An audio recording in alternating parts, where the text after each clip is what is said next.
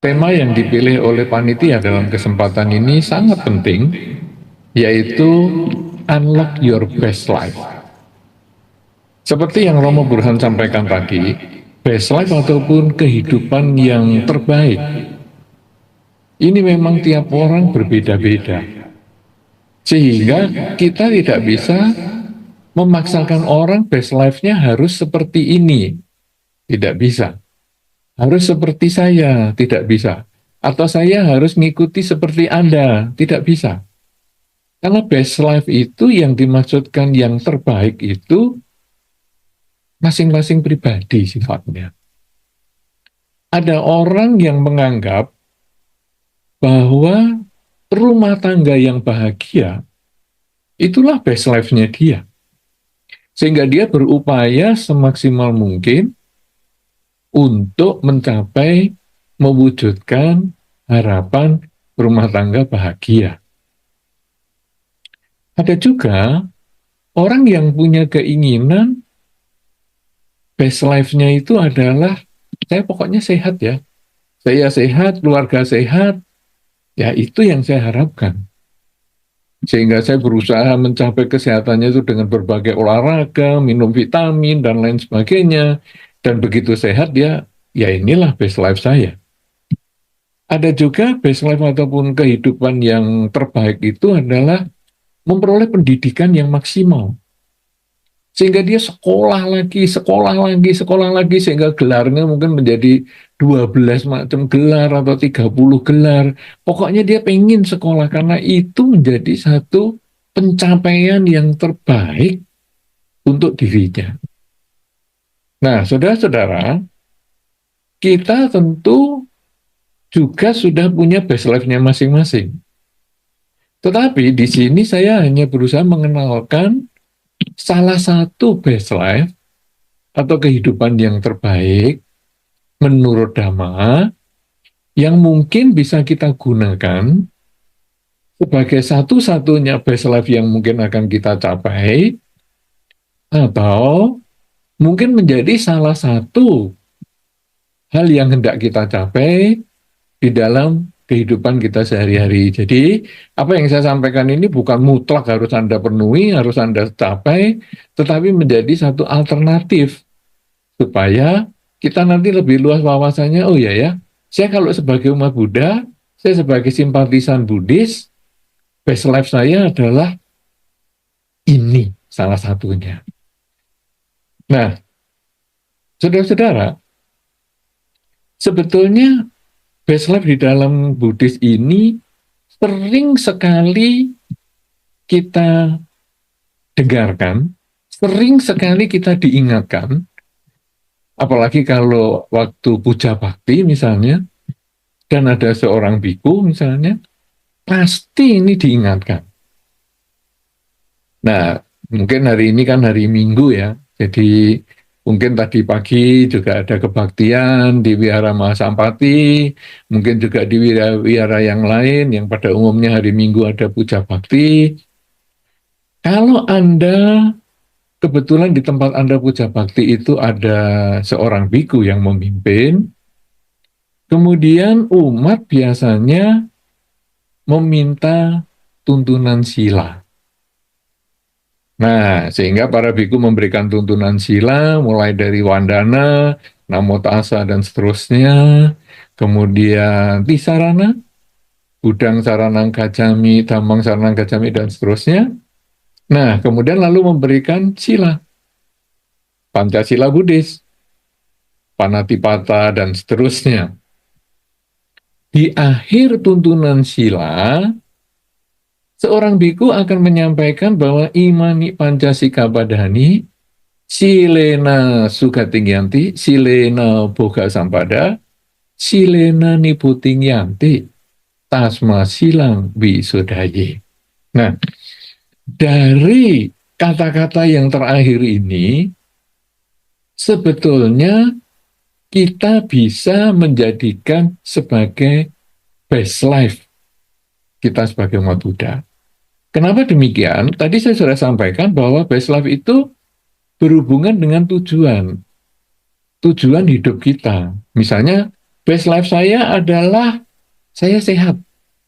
Jadi sebetulnya saya ingin sehat sebagai tujuan hidup saya.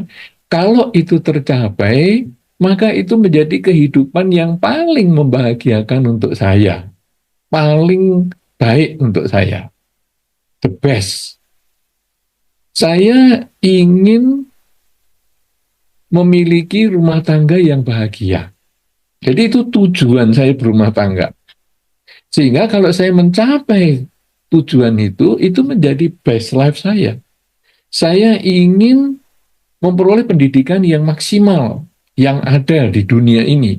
Sehingga saya belajar di sini, saya belajar di sana, sampai mungkin gelar saya 12 atau 15 atau sampai 30 misalnya, itu best life saya.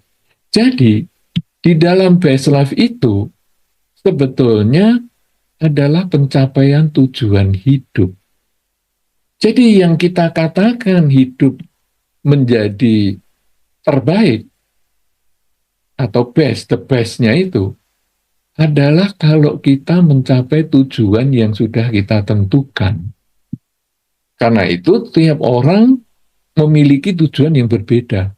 Bahkan satu keluarga yang punya mungkin 5 anggota keluarga, ada ayah, ada ibu, kemudian ada anak, misalnya 3 orang misalnya anaknya, masing-masing mempunyai tujuan hidupnya sendiri. Sehingga ayah tidak bisa memaksakan kehendak best life-nya ibu adalah seperti ini, best life-nya anak pertama seperti ini, yang kedua gini, yang ketiga gini, tidak bisa. Masing-masing memiliki tujuan hidupnya sendiri, dan ketika tujuan hidup itu tercapai, maka masing-masing mencapai best life-nya. Ada kemungkinan tujuan hidup ini bisa bersama. Ya, misalnya tadi saya kepengen sehat, ayah pengen sehat, ibu pengen sehat, anak-anak pengen sehat. Nah, mungkin ada tujuan hidup yang sama, sehingga pencapaian best life-nya bisa sama. Tetapi tidak tertutup kemungkinan juga bahwa kita punya tujuan hidup yang berbeda. Karena itu, tadi saya sampaikan, tujuan hidup kita di dalam umat Buddha ataupun para simpatisan Buddhis ini, saya menyampaikan alternatif. Sehingga kalau kita cocok, kita ambil, mungkin menjadi milik kita bersama, best life-nya itu. Tapi kalau kita merasa, ya saya sebagian aja lah, oh ya enggak apa-apa. Karena saya mungkin punya tujuan hidup yang lain, yang mungkin mau saya capai lebih cepat daripada yang disampaikan di dalam kesempatan ini. Oh ya enggak apa-apa juga. Atau bahkan, sudahlah nanti saya tunda aja. 10 tahun lagi mungkin saya pikirkan tujuan hidup yang saya sampaikan di kesempatan ini. Tidak problem juga, karena ini hanya alternatif. Nah, alternatif tadi disampaikan secara tradisi Buddhis adalah pada waktu kita meminta tuntunan sila. Yang intinya adalah dengan merawat sila, silena buka sampada. Dengan merawat sila, saya memperoleh kesejahteraan. Ya.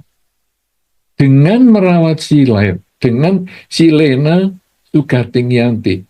Dengan merawat sila, saya memperoleh kelahiran di alam bahagia. Silena nibuting yanti. Dengan merawat sila, saya punya kesempatan untuk menghilangkan kekotoran batin atau menyelesaikan kelahiran kembali. Nah, saudara-saudara, sekarang kita lalu melihat rumusan yang pertama tadi, yaitu silena sugating yanti. Dengan merawat sila, kita terkondisi lahir di alam bahagia atau di alam surga. Wow, saya masih hidup, umur saya masih muda. Kenapa ya? Kok tujuan hidup saya ini malah tentang kematian. Karena alam surga ini kan tentang kematian. Jadi kita bukan berbicara surga dunia ya, tapi kita berbicara tentang kehidupan atau alam surga setelah kematian. Ini kok menjadi tujuan yang pertama. Kenapa kok rumusan pertama adalah Sugating Yanti, yang kedua baru Boga Sampada.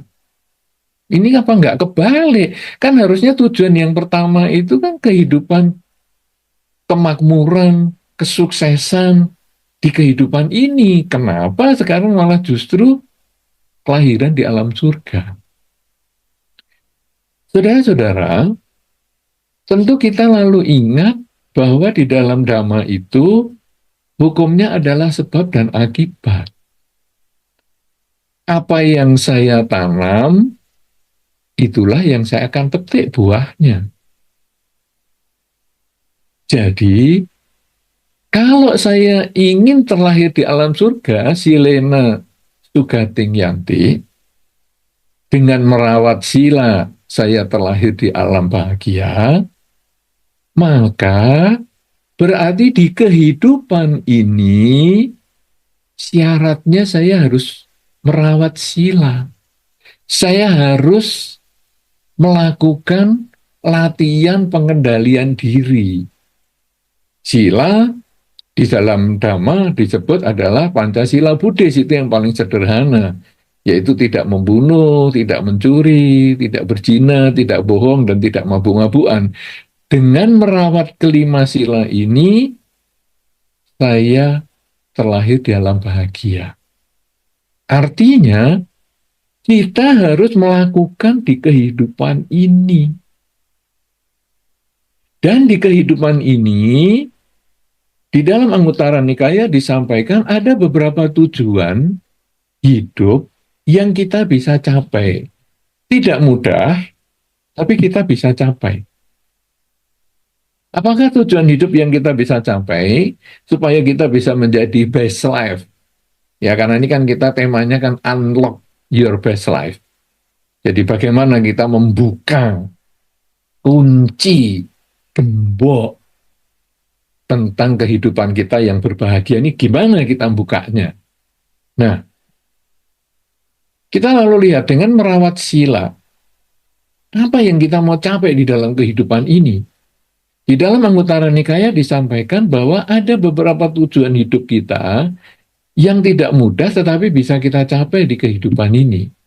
Yaitu, kita bisa memperoleh kecukupan materi.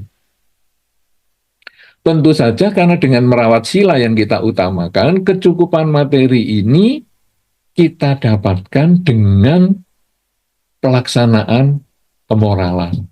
Tidak melanggar sila. Bukan dengan mencuri, bukan dengan jual narkoba, bukan dengan menipu, dengan misalnya merampok. Tetapi dengan melaksanakan sila, kita berusaha bekerja dengan baik, sehingga kita bisa memperoleh kecukupan materi. Memang tidak mudah, tadi sudah saya sampaikan, tidak mudah tetapi bisa. Buktinya tidak mudah apa? Kita kadang-kadang kalau melihat di lingkungan kita ya, kita kemudian merenung, enak ya si A dan si B itu. Jadi koruptor, wah menyenangkan. Bisa korupsi sekian triliun, hukumannya tidak berat. Wow, kalau sekarang misalnya saya simpen sekian triliun ini di satu tempat yang tidak mudah ditemukan, kemudian saya ditahan sampai sekian lama, dengan beberapa uang ini nanti saya bisa melancarkan segalanya dan akhirnya saya keluar dari tahanan, saya masih punya sekian triliun. Mungkin sekian triliun, sekian puluh triliun, sekian ratus triliun, atau lebih banyak dari itu, enak. Nah, kadang-kadang kita lalu merenung, wah enak tuh, melanggar sila, kaya raya. Saya yang jalani sila, merawat sila dengan baik, si Lena tadi, merawat Sila, kok hidup saya malah menderita. Nah, memang tidak mudah, tetapi disebut kecukupan ekonomi ini adalah cukup menurut kita. Jadi kalau tadi ada Romo Burhan berbicara tentang tolok ukur itu tadi ya, itu kecukupan ekonomi itu tolok ukurnya adalah setiap orang berbeda. Ada orang yang merasa 1 minggu punya 5.000 rupiah sudah cukup. Tapi ada orang merasa 1 minggu 5 juta saja kurang. 50 juta juga kurang. Nah, jadi tiap orang berbeda. Kadang-kadang kita sendiri bisa merasakan ya. Kalau kita renungkan baik-baik di kehidupan kita sehari-hari, saya misalnya punya uang tinggal 100.000. Kemudian untuk hidup 1 minggu ini. Itu nanti uang 100.000 itu ya bisa cukup loh untuk seminggu ini. Entah gimana, apakah saya lebih banyak beli makanan instan yang tiap hari, yang murah, yang apa, tapi pokoknya bisa menyambung hidup. Tapi nanti begitu minggu depan saya dapat 200.000, saya lebih longgar membelanjakan materi itu. Nanti kalau saya punya uang 500.000 seminggu itu, saya lebih longgar lagi. Jadi sebetulnya semua jadi permainan konsep di pikiran kita. Uang berapa ya jadi cukup, uang banyak juga bisa menjadi nggak cukup. Karena itu, tahap yang pertama yang sulit dicapai tapi bisa dengan melaksanakan kemoralan itu adalah memiliki kesejahteraan atau kemandirian ekonomi. Itu yang nomor satu. Tidak mudah, apalagi dengan menjalankan sila. Tidak mudah, tapi bisa. Dan kalau kita tekun dengan pelaksanaan sila, akhirnya nyampe juga kemampuan kita untuk mewujudkan kemandirian ekonomi.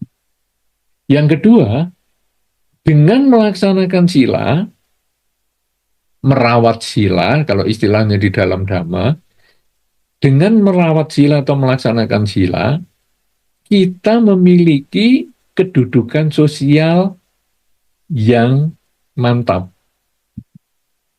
Jadi, kedudukan sosial itu apa? Misalnya, salah satunya tadi Romo Burhan, sebagai Romo, sebagai Pandita di Wihara Mahasampati. Itu adalah termasuk kedudukan sosial.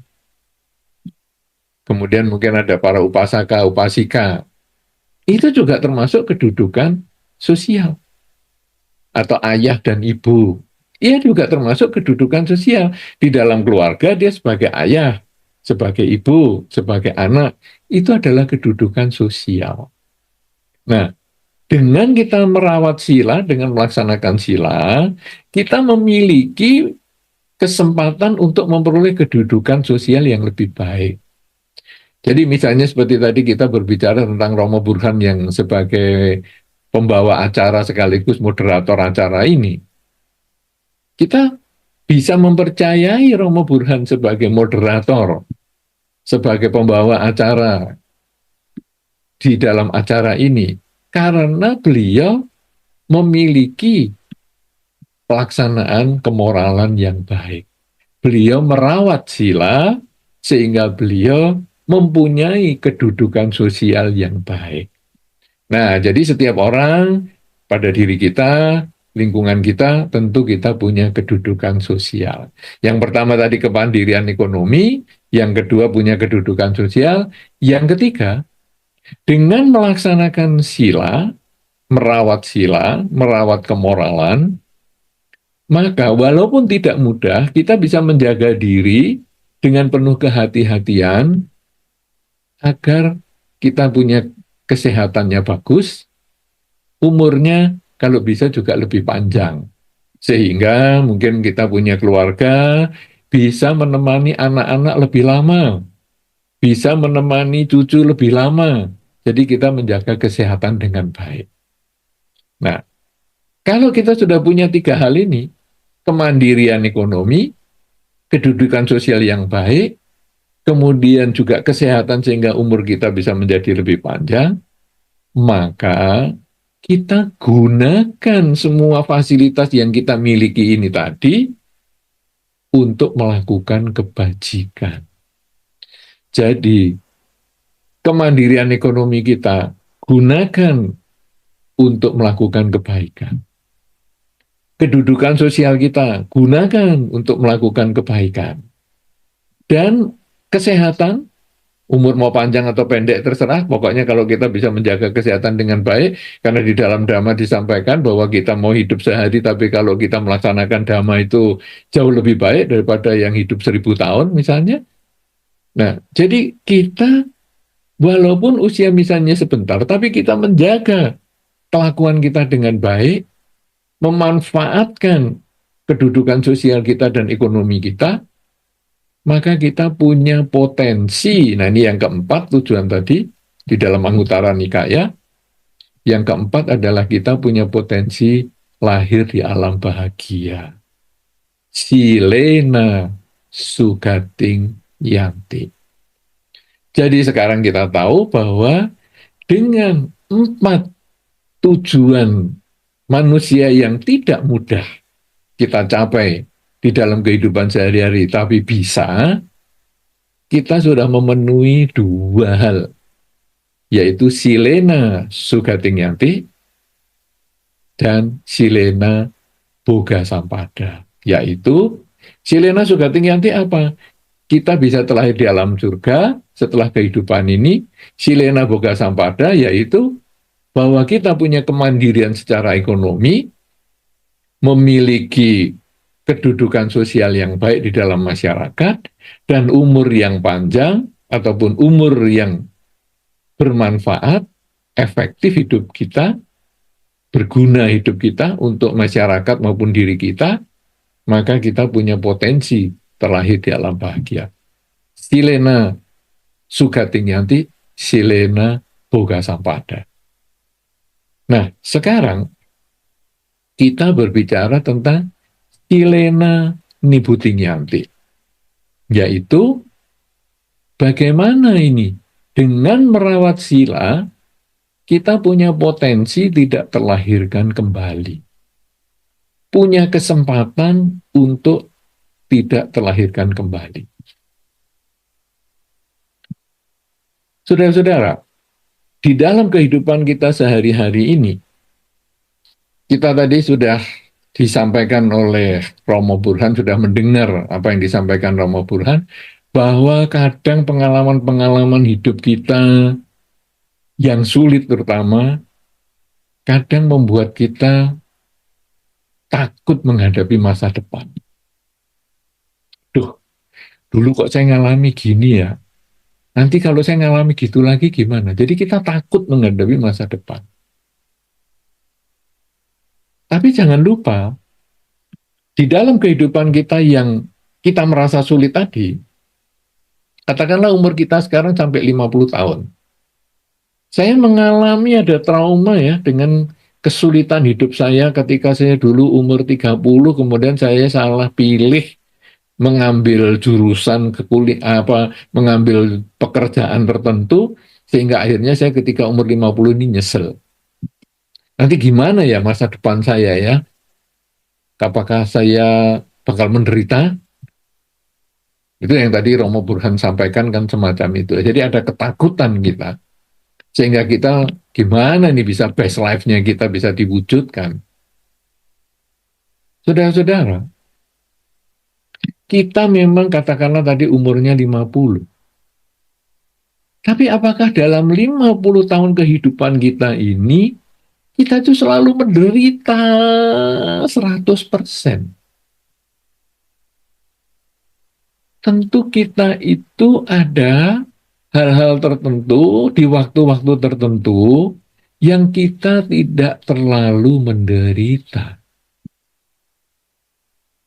Sehingga kita perlu menyadari bahwa hidup kita ini timbul dan tenggelam. Ada suka, ada duka. Ya, kalau di dalam Dhamma kan disampaikan ada untung, ada rugi, suka, duka, dipuji, dicela, memperoleh pangkat, dipecat.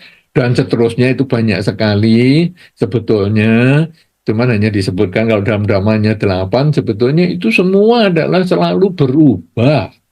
Jadi tidak mungkin kita itu seneng, terus bahagia, terus tidak. Tidak mungkin juga kita menderita terus.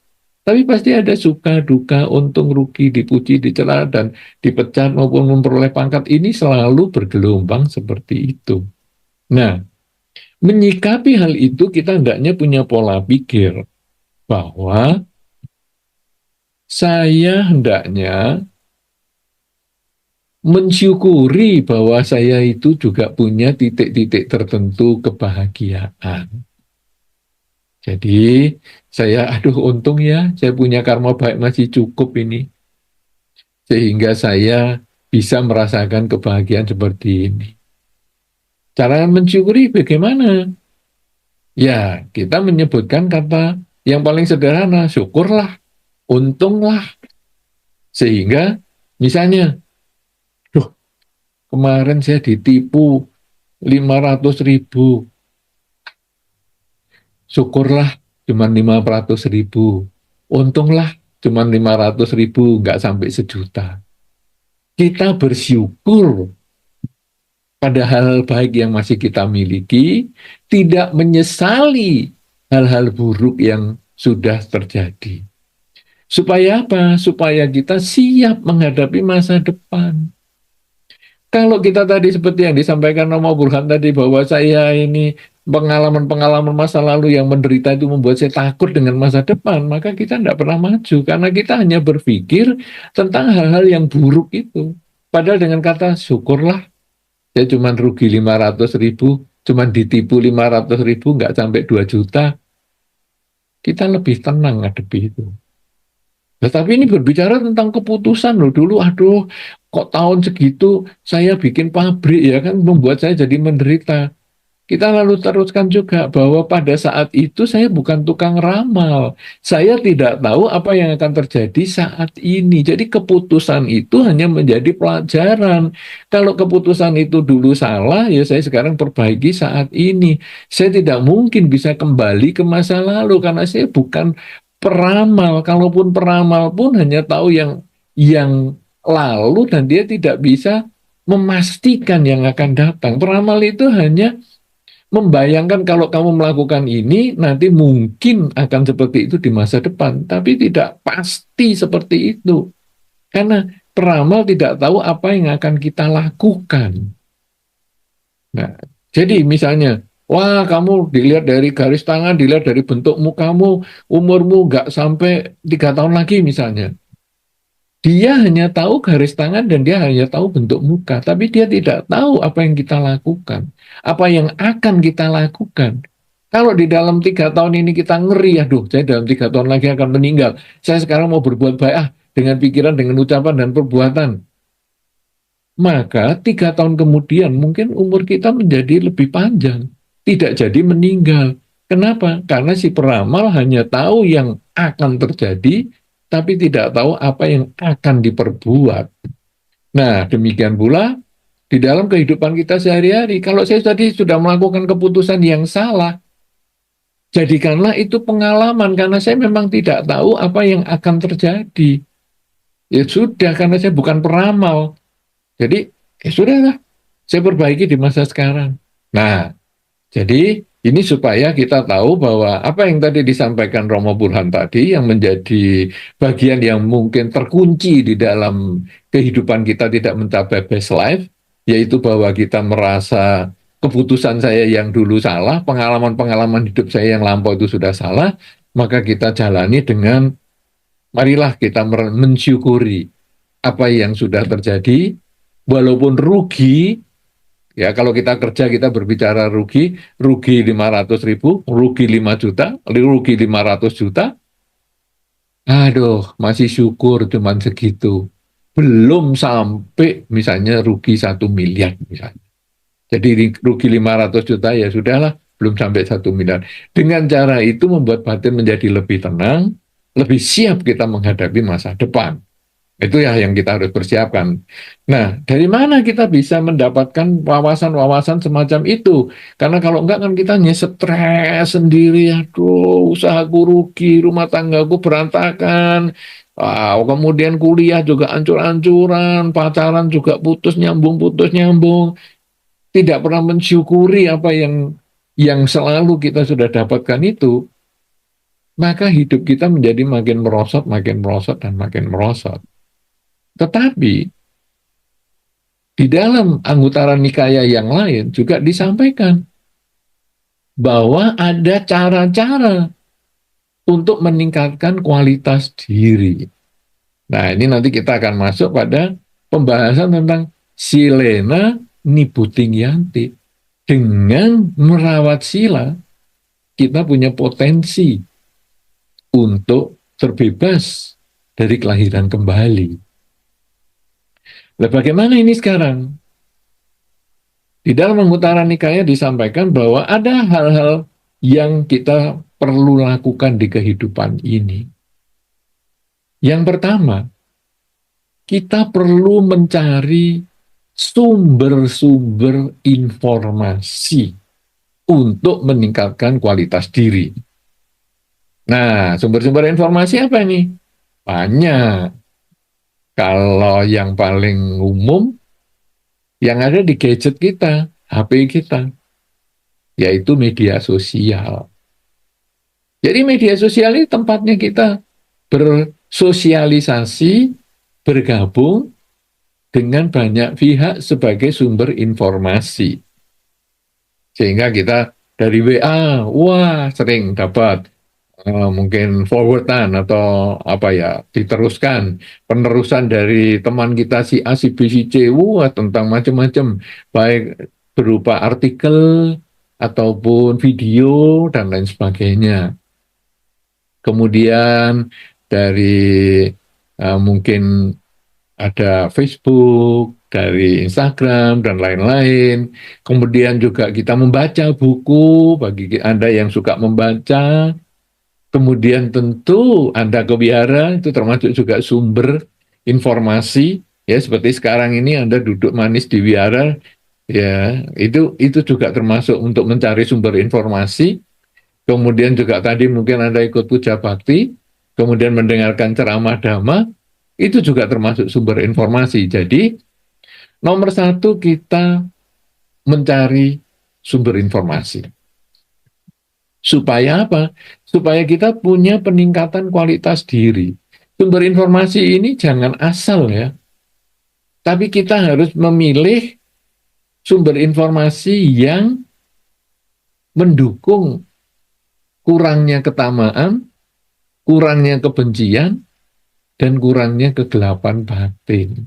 Kenapa? Karena kita berbicara tentang pelaksanaan kemoralan ataupun silena nibutingyanti. Jadi dengan merawat sila, kita punya kesempatan untuk tidak terlahir kembali. Jadi ini konteksnya kita adalah tentang konteks kebajikan. Ya. Nah, sekarang kita sudah tahu. Saya kalau mendapat WA pesan yang isinya misalnya menghasut, wah ini misalnya wihara ini pengurusnya begini begini begini. Saya membaca, kemudian saya tanya pada diri saya sendiri, timbul nggak ketamaan saya? Timbul nggak kebencian saya? Timbul nggak kegelapan batin saya? Kalau saya timbul ketamaan, kebencian, dan kegelapan batin akibat artikel itu, maka artikel itu saya hilangkan, saya delete, saya hapus. Tapi mungkin saya mendapat terusan atau forwardan artikel yang isinya tentang pelaksanaan kemoralan misalnya. Atau berita-berita, Wihara Mahasampati akan mengadakan acara meditasi bersama. Atau Wihara Sampati akan mengadakan acara pindah patah, dan lain-lain. Wah, ini apakah mengurangi ketamaan, kebencian, kegelapan batin? Oh iya nih, ini kan diajari berbuat baik.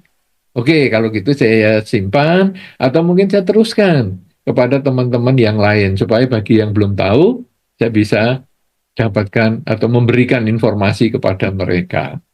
Nah, jadi kita harus bergabung dengan sumber-sumber informasi, baik itu media sosial, baik itu buku, baik itu wihara, baik itu para biku, baik itu samanera, baik itu pandita, upasaka, upasika, bahkan itu teman-teman semua, itu semua adalah sumber informasi.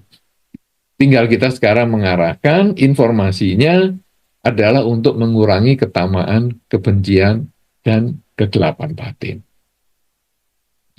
Setelah kita berkumpul dengan orang-orang ataupun sumber-sumber informasi tersebut, maka kita lalu merenungkan informasi yang kita peroleh.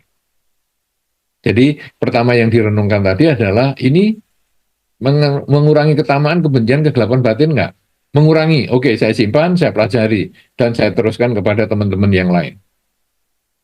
Kalau tidak mengurangi, malah menambah kebencian, misalnya isinya menghasut, pengurus wihara ini begini-begini, ayo kita demo misalnya. Oh, ini saya delete saja, karena ini menambah ketamaan, kebencian, dan kegelapan batin, saya abaikan. Kemudian, sekarang, kalau kita ini sudah memahami seperti itu, lalu kita sekarang pilih yang sesuai, yang untuk mengurangi ketamaan, kebencian, kegelapan batin. Kita simpan, kita ingat-ingat. Kalau perlu ya di save, kalau di WA ya kita kasih bintang supaya nanti tidak terhapus. Kemudian kita coba, bisa nggak saya melakukan ini? Jadi yang pertama tadi kita berkumpul dengan sumbernya, kita dengarkan sumbernya, ataupun kita pakai, kita dapatkan semua sumber itu, entah dari orang, dari buku, dari media sosial, dan sebagainya, dari biku, dari wihara, dari mana saja, kita kumpulkan, kemudian kita renungkan, bermanfaat atau tidak untuk mengurangi ketamaan, kebencian, kegelapan batin kita, dan akhirnya kita praktekkan. Kalau itu untuk mengurangi ketamaan, kebencian, kegelapan batin, praktekkan. Selain dipraktekkan, dievaluasi juga. Kira-kira bermanfaat nggak ini? Apakah saya ada sesuatu yang mau saya tingkatkan lagi? Kalau ada kekurangan, ya saya tingkatkan. Kalau ada hal-hal yang sudah berlebihan, saya pertahankan. Kalau ada hal yang baik, saya pertahankan. Dengan cara seperti itu, maka kita kemudian semakin baik kualitas batin kita. Karena selain kita mendengar, kita melaksanakan, kita mengevaluasi. Nah, inilah yang mengkondisikan kualitas batin kita meningkat. Kalau kualitas batin kita meningkat, potensi pencerahan itu bisa didapat. Kenapa demikian? Karena potensi pencerahan itu sistemnya kan kita belajar, kemudian ini berhasil nggak? Wah, ini saya harus perbaiki nih. Kalau ada kekurangan saya perbaiki, kalau ada peningkatan atau ada kebaikan, saya harus tingkatkan terus. Jadi kita berusaha untuk belajar dan belajar dan belajar. Sama dengan seperti Pangeran Siddhartha, bagaimana bisa beliau mencapai pencerahan? Karena beliau belajar. Pertama ya belajar dengan dua pertapa, Udakara Maputa dan Alara Kalama. Wah, sudah berhasil seperti ini, kualitasnya sudah meningkat seperti ini, tapi kok belum sesuai dengan yang saya harapkan. Oke, saya belajar ulang. Belajar sendiri sekarang. Ya, belajar sendiri. Jadi gimana ya supaya saya ini bisa berhasil? Saya sudah mengikuti dua guru yang hebat, tapi kalau saya nggak berhasil, berarti ada cara yang tidak tepat nih. Nah, ini kan evaluasi. Cara yang nggak tepat ya. Saya sudah belajar sama guru yang hebat loh. Udakara Maputa dan Alara Kalama ini bukan orang main-main pada zaman itu. Ini sudah guru hebat. Tapi kok saya nggak berhasil ya? Saya kok belum sampai best life saya? Nah, ini saya harus unlock ini best life saya. Gimana? Saya jalani sendirilah. Risikonya apa? Risikonya ditinggal teman-teman, 5 pertapa yang lain. Tapi nggak apa-apa, karena saya berusaha untuk mencapai best life saya, yang berbeda dengan best life-nya orang. Nah, 5 pertapa yang lain itu mungkin best life-nya dia berbeda, makanya ya sudahlah dia pergi ya nggak apa-apa, dia jalani sendiri. Dari hasil evaluasi itu, dia coba lagi, coba lagi, coba lagi, sampai beliau itu, wow, bisa berpuasa dengan cara yang luar biasa sekali, sampai akhirnya perut dipegang, bisa terpegang punggung, punggung dipegang, bisa terpegang perut. Beliau akhirnya, wah, ini juga harus dievaluasi lagi. Ternyata bukan satu ekstrim, misalnya untuk memuaskan diri, bukan ekstrim untuk berkeras dengan diri supaya sampai ancur-ancuran, tetapi ternyata jalan tengah. Nah, inilah sebetulnya hasil dari evaluasi. Beliau sebetulnya sudah berkumpul nih, mencari sumber informasi. Ya, begitu beliau keluar dari istana, Pangeran Siddhartha ini bertemu dengan Udakara Maputa, kemudian berlanjut dengan Alaraka Lama. Sebetulnya beliau berkumpul dengan sumber informasi. Seperti yang disampaikan di Anguttara Nikaya tadi. Yang pertama tadi kan adalah mencari informasi. Kalau nanti Anda di zaman sekarang ya dengan media sosial dan lain sebagainya. Kemudian mendengarkan dari sumber informasi itu. Nah, beliau belajar di satu guru ini, habis-habisan belajar di situ. Praktekkan. Nah, belum berhasil, lanjut ke guru yang kedua. Berkumpul lagi, mendengar lagi, praktekkan lagi, belum berhasil lagi. Berlanjut lagi, sudah nggak pakai guru, sekarang menjadi diri sendiri gurunya. Praktek ini, praktek itu, dievaluasi, lanjut lagi, praktek lagi, mengembangkan, wah, apa yang harus dikembangkan nih sekarang? Oh, kesadaran setiap saat. Jadi hidup adalah saat ini. Bukan cuma sadar napas masuk dan keluar, tapi sekarang bagaimana kita menyadari apa yang kita pikirkan, ucapkan, dan kita lakukan. Sehingga kita bebas dari ketamaan, kebencian, dan kegelapan batin. Nah, itu yang akhirnya karena hasil evaluasi bisa ditemukan. Nah, jadi dari Anguttara Nikaya yang kedua tadi, kalau yang pertama, kelompok Anguttara Nikayanya adalah 4 hal yang sulit, tapi kita bisa capai, yaitu hidup yang punya kecukupan, punya kedudukan sosial, kemudian punya usia yang baik, yang sehat, yang bisa dipertahankan untuk waktu yang agak panjang.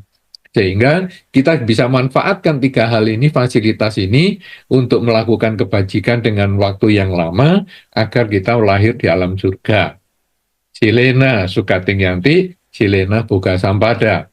Kemudian kalau Anguttara Nikaya yang grup kedua ini tadi, adalah tentang Silena Nibuting Yanti, yaitu bagaimana dengan merawat sila, kita bisa mencapai kebebasan.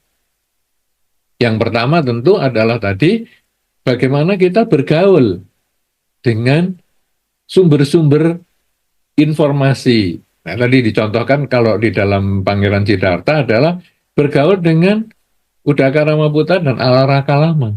Mendengarkan hal-hal yang dia sampaikan. Kemudian dievaluasi, dipraktekkan, kemudian dievaluasi lagi, apakah ini bermanfaat untuk saya atau tidak.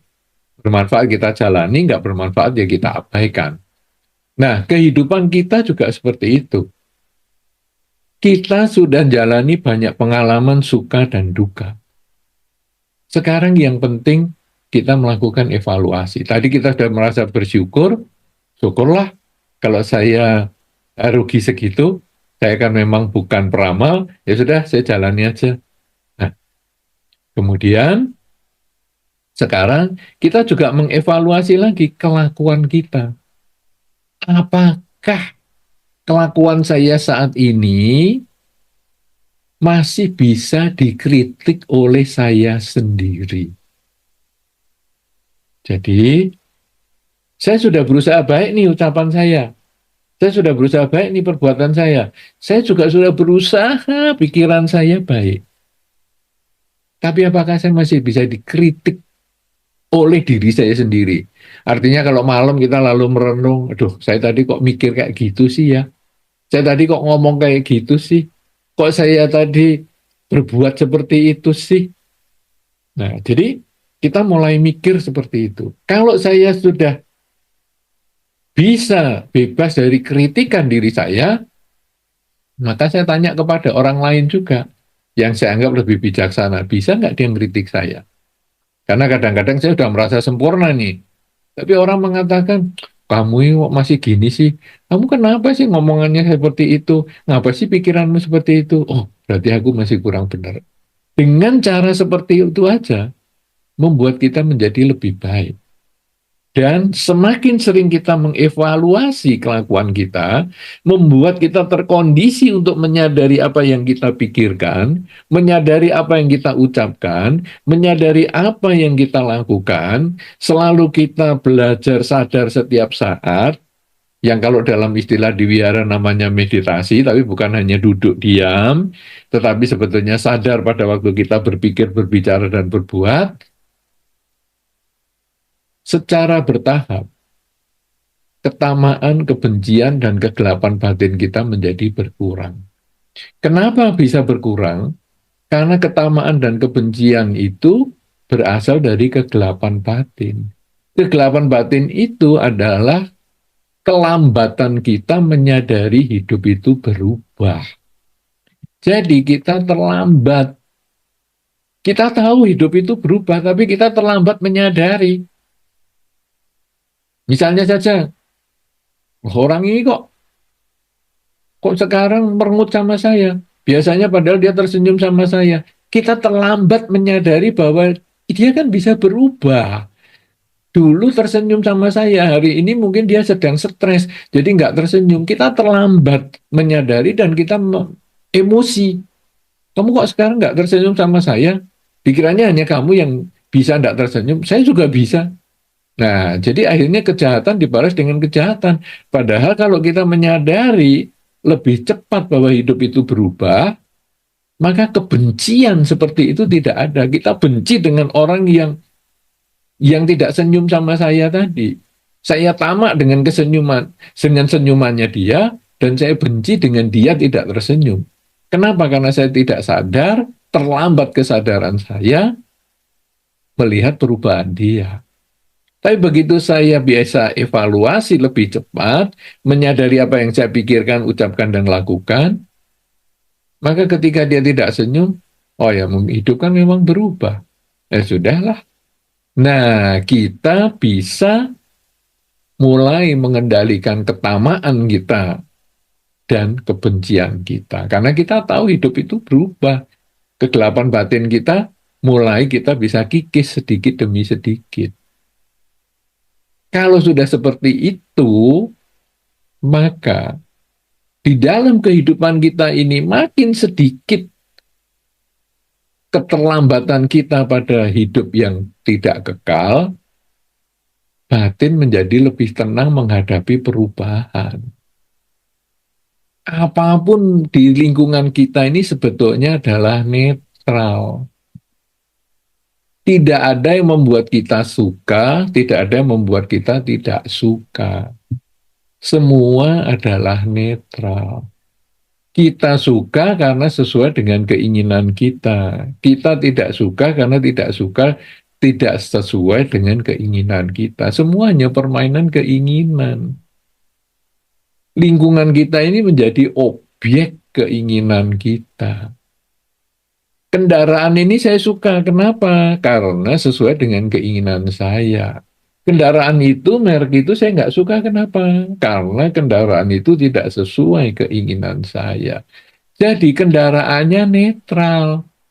Tapi karena keinginan kita, dia menjadi ada suka dan tidak suka. Perumahan itu saya suka karena sesuai dengan keinginan saya. perumahan di sana saya nggak suka karena tidak sesuai keinginan saya. Orang ini saya suka karena orang ini sesuai keinginan saya. Orang itu saya nggak suka karena tidak sesuai keinginan saya. Jadi ini terus seperti itu. Cuaca ini saya suka karena cuaca ini sesuai keinginan saya. Cuaca itu saya nggak suka karena nggak sesuai keinginan saya. Terus nggak ada habisnya. Jadi kalau kita sekarang bisa mengendalikan keinginan kita karena kita tidak lagi terlambat menyadari hidup yang berubah, maka kita bisa melihat semua itu dengan batin yang netral. Jadi perlengkapan elektronik itu tadi ya netral, kendaraan netral, rumah di sana ya netral, semuanya netral. Si A, si B, si C juga netral. Begitu batin selalu tenang seimbang, maka tercapailah silena Nibuting Yanti. Silena Nibuting Yanti atau merawat sila itu bisa mencapai kebebasan dari ketamaan, kebencian, kegelapan batin, itu ada di kehidupan ini juga. Jadi tidak harus nunggu sampai meninggal. Yang menunggu sampai meninggal itu hanya terlahir di alam bahagia. Silena Sugating Yanti. Tapi Silena Boga Sampada, Silena Nibuting Yanti, itu tidak harus sampai meninggal. Jadi Anda bisa mencapai puncak kehidupan Anda, best life Anda, di dalam kondisi ekonomi yang baik, status sosial yang baik, kemudian juga usia yang baik, itu di kehidupan ini. Anda bisa mencapai pencerahan Silenas Nibuting Yanti, itu juga di kehidupan ini juga. Karena itu, unlock your best life, sebetulnya bahwa di kehidupan ini kita bisa mencapai kebahagiaan sesuai dengan dhamma dan kita punya potensi untuk tidak terlahirkan kembali juga di kehidupan ini. Jangan ditunda sampai kehidupan-kehidupan yang akan datang karena belum tentu kita di kehidupan mendatang terlahir sebagai manusia. Justru di kesempatan sekarang ketika kita terlahir sebagai manusia, ketika kita punya kesempatan mendengar dhamma dan hidup sebagai manusia dan mendengar dhamma, ajaran Sang Buddha, maka di kesempatan kehidupan inilah sangat baik kalau kita meng-unlock our best life. Jadi membuka kehidupan terbaik kita di kehidupan ini. Jangan tunggu sampai kelahiran mendatang, karena inilah kesempatan kita mempraktekkan dhamma, melaksanakan dhamma, mengevaluasi pelaksanaan dhamma, agar kita mencapai kesucian di kehidupan ini juga. Inilah yang menjadi kesempatan bagi kita untuk membahas tema Dhamma Talk Online kita, Unlock Your Best Life, yang mudah-mudahan akan memberikan manfaat, memberikan kebaikan, memberikan kebahagiaan untuk kita semua, dan menambah semangat untuk kita melaksanakan Dhamma di kehidupan sehari-hari, sehingga kita mencapai kebahagiaan di kehidupan ini, di kehidupan yang akan datang, atau justru kita di kehidupan ini mencapai pencerahan sampai tidak terlahirkan kembali. Saya kira demikian, dan saya kembalikan kesempatan kepada Romo Burhan Kantipalo untuk melanjutkan ke acara tanya jawab dan selanjutnya. Terima kasih, silakan. Ya,